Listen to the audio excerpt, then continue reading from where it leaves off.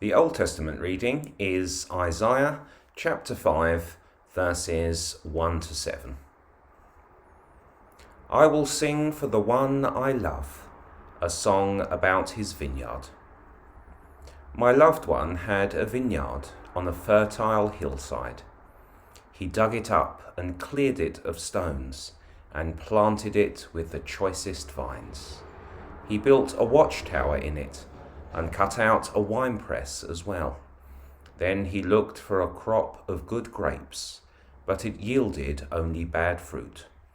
Now you dwellers in Jerusalem and people in Judah, judge between me and my vineyard. What more could have been done for my vineyard than I have done for it? When I looked for good grapes, why did it yield only bad? Now I will tell you what I am going to do to my vineyard. I will take away its hedge, and it will be destroyed. I will break down its wall, and it will be trampled. I will make it a wasteland, neither pruned nor cultivated, and briars and thorns will grow there. I will command the clouds not to rain on it. The vineyard of the Lord Almighty is the nation of Israel, and the people of Judah are the vines he delighted in. And he looked for justice, but saw bloodshed, for righteousness, but heard cries of distress. Thanks be to God. The New Testament reading is Matthew chapter 21, verses 33 to the end. Listen to another parable. There was a landowner who planted a vineyard. He put a wall around it, dug a winepress in it, and built a watchtower. Then he rented the vineyard to some farmers and moved to another place. When the harvest time approached, he sent his servants to the tenants to collect his fruit. The tenants seized his servants. They beat one, killed another, and stoned a third. Then he sent other servants to them, more than the first time, and the tenants treated them the same way. Last of all, he sent his son to them. They will respect my son, he said. But when the tenants saw the son, they said to each other, "This is the heir. Come, let's kill him and take his inheritance." So they took him and threw him out of the vineyard and killed him. Therefore, when the owner of the vineyard comes, what will he do to those tenants? He will bring those wretches to a wretched end, they replied, and he will rent the vineyard to other tenants, who will give him his share of the crop at harvest time.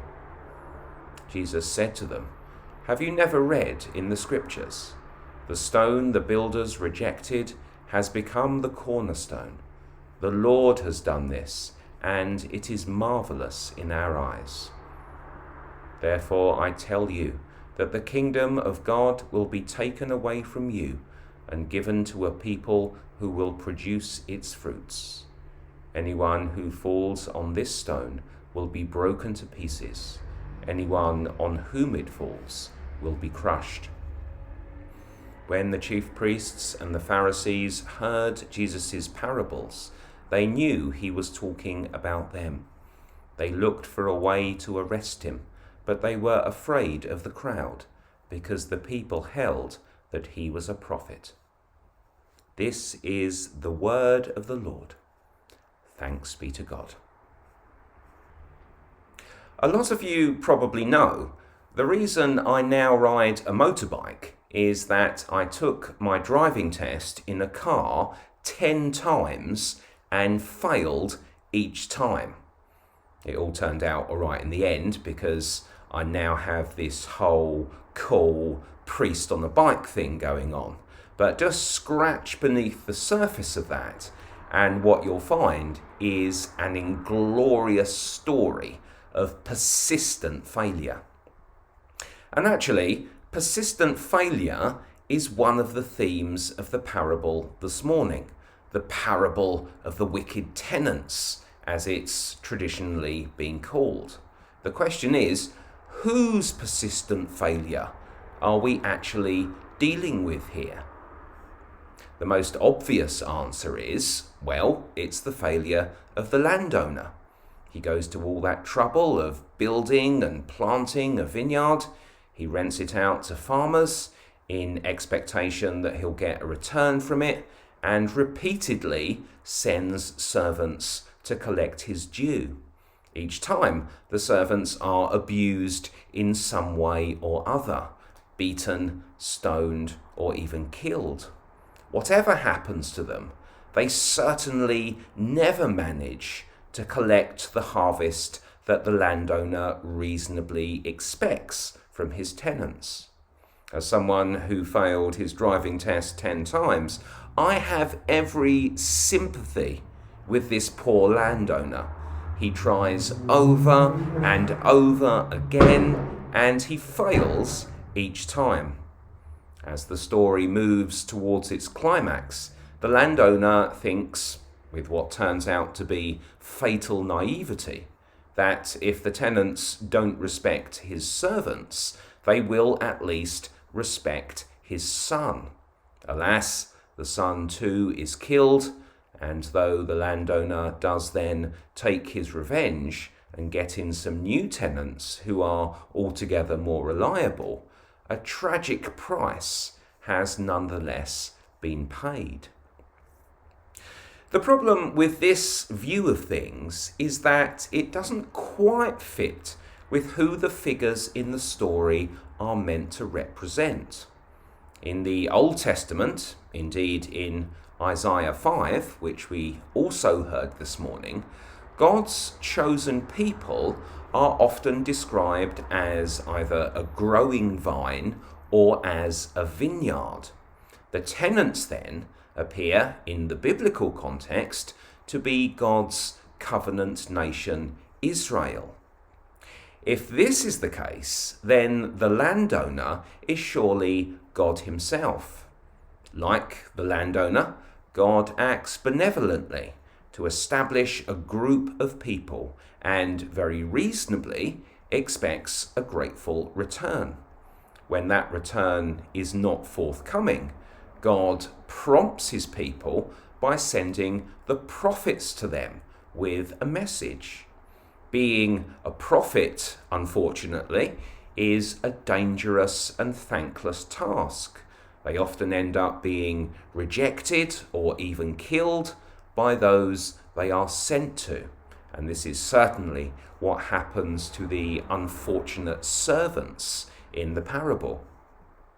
So God fails, it seems, and his prophets, his sent servants, also fail. Is this really what Jesus is trying to say? Well, let's look at it in a slightly different way.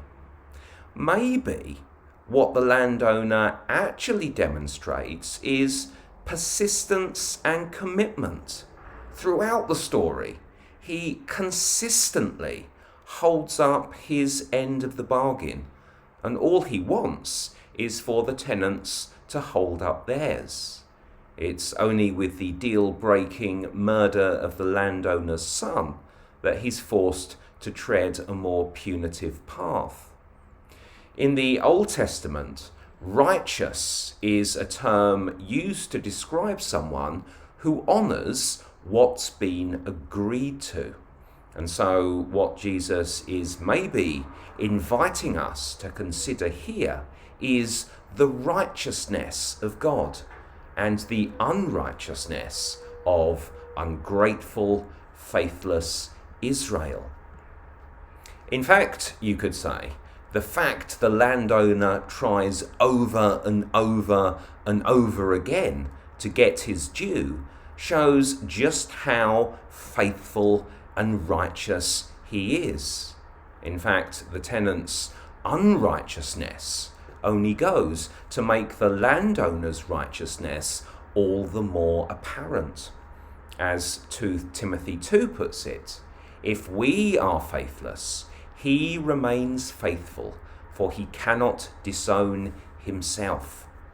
So maybe the persistent failure here is not God's, but Israel's, a persistent failure to heed the words of God's prophets. And the fact that there are so many prophets, and the fact that Old Testament history lasts 4,000 years or so, simply goes to show how long-suffering God is, and how he offers his people a lifeline over and over again, despite being rebuffed each time. The end of the story apparently reveals the greatest failure of all, a climactic failure, which is the landowner's fatal misjudgment in sending his son, who is then violently murdered. This, of course, is Jesus' prediction of his own passion and death, a prediction he has already made several times in Matthew prior to this point. When we look at the parable in the context of the gospel story as a whole, however, we realise that the failure only exists at the surface level. Jesus' death on the cross is actually God's triumph over the power of death and sin. And it is also the offer of salvation made not to the godly, but to the ungodly, the unredeemed. What from one angle looks like a crushing humiliation and defeat is, from another, actually the supreme instance of righteousness, faithfulness, and undeserved love. It's not that God loses to human wickedness.